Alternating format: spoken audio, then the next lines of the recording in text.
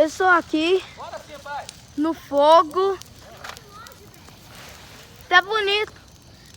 Então eu estou aqui no fogo. Eu estou aqui no fogo. Daqui. É. Vai, fala pra nós.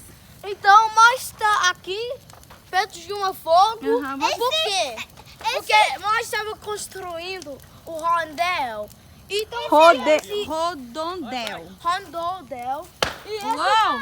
todo esse bambu velho nós queimava. Uau, que fogo grande. E será que não pega fogo aqui não, sogro?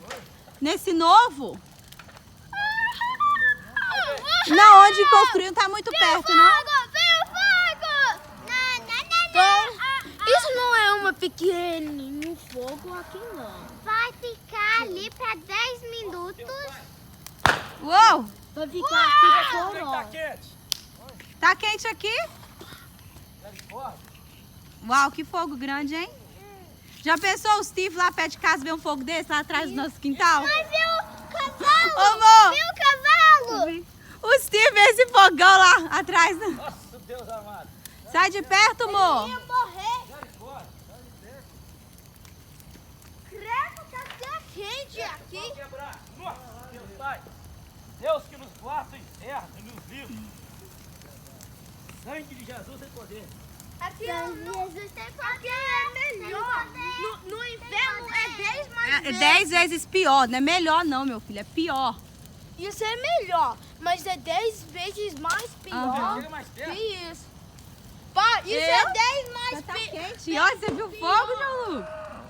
Viu fogo, Inha? O sangue de Jesus tem poder. Mãe, esse do fogo é muito grande. E tá calor, né? E dá calor. E essa dos fogos Não. voa.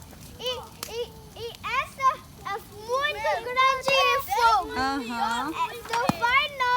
Amor, tira uma foto sua aí. Fica bem na frente do fogo aí. Só vou pegar sua silhueta. Aí, fica aí, ó. Não. Volta. Mais pra cá. Aí, fica aí. O sangue de É Jesus Moisés tem na poder. sarça ardente, ó. Nossa, Deus. Calor, hein? Não salta no passo lá, não salta Ô, nada. vem onde você tá indo. Labareda não salta no passo, não salta nada.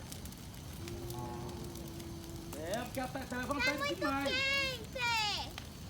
Tinha que ter uma água aqui, não? Mas tem. Pode soltar, mãe? Já tratou. Você tratou agora à tarde?